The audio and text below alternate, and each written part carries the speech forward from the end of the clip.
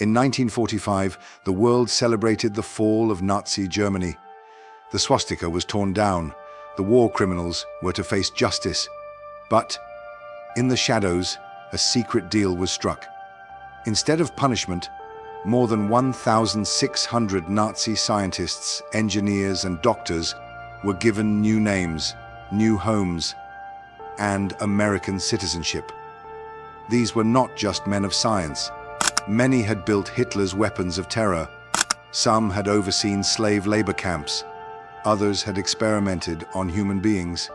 And yet, they were welcomed into the United States, not as prisoners, but as heroes of the new Cold War.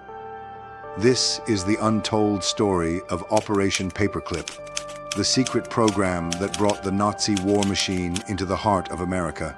As Nazi Germany collapsed, the Allies weren't just fighting over land, they were fighting over brains. The scientists who had built rockets, jet engines, chemical weapons, and even early nuclear research. The United States and the Soviet Union both knew that whoever controlled these men would control the future. Wernher von Braun, the genius behind the V-2 rocket that rained death on London, was the most coveted prize. He and his team surrendered to American forces, hoping to avoid Soviet capture. But von Braun wasn't alone. There were doctors like Hubertus Strughold, later called the father of space medicine, who had overseen brutal human experiments in concentration camps, and engineers who had worked prisoners to death in underground factories. The question wasn't whether these men were guilty, it was whether America could afford to let them fall into Soviet hands. In 1945, the US government launched a secret program under the Joint Intelligence Objectives Agency. Its code name, Operation Paperclip. Why the name? Because paperclips were used to attach new identity documents to the scientists' files, hiding their Nazi past. Officially, the US opposed Nazi war criminals. Publicly, the world saw the Nuremberg trials, where high-ranking Nazis were sentenced for crimes against humanity. But quietly, behind closed doors, American military officials bent the rules. They scrubbed Nazi party memberships from records. They rebranded former SS officers as technical specialists. These men were not just pardoned. They were invited, given jobs, houses, and in time, US citizenship. The most famous of these recruits was Wernher von Braun. Under Hitler, he had designed the V-2, a weapon built in underground tunnels where thousands of slave laborers died of starvation, beatings, and exhaustion. A survivor later testified, "We worked until we collapsed. The rockets were fed with our lives. For every V-2 launched, there were bodies left in the tunnels." Yet in America, von Braun became the face of progress. He worked for the US Army, then NASA, and eventually designed the Saturn V rocket that carried Neil Armstrong to the moon. But he was not the only one. Dr. Hubertus Strughold, whose name is still whispered with disgust, became a pioneer of US space medicine. He was accused of overseeing experiments where prisoners were frozen, suffocated, and starved, all in the name of aeronautics research. And then there was Kurt Blome, a Nazi doctor who had tested chemical weapons on camp inmates.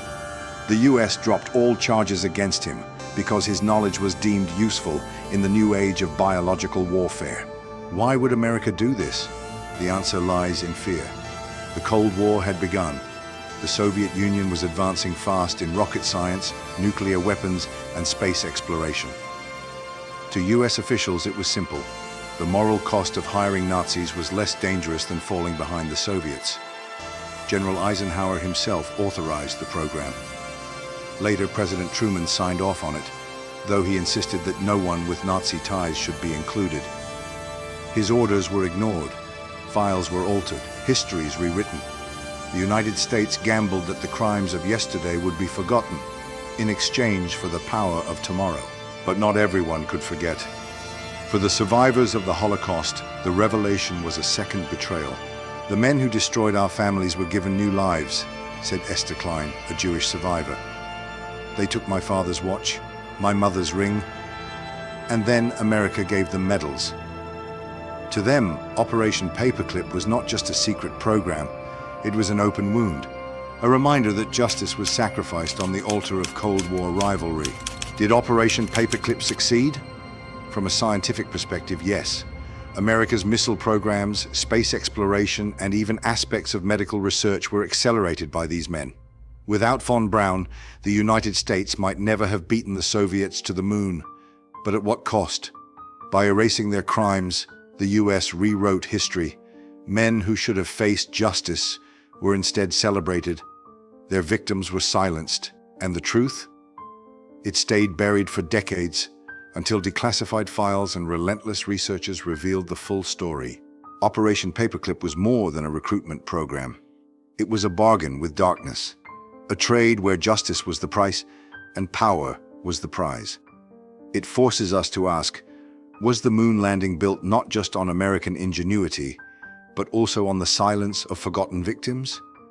And if history is written by the victors, how much of it has been bought with secrets we were never meant to know? You've heard the facts. You've seen the hidden cost of progress. Now, we want to hear from you. Was Operation Paperclip a necessary evil in the fight against the Soviet Union?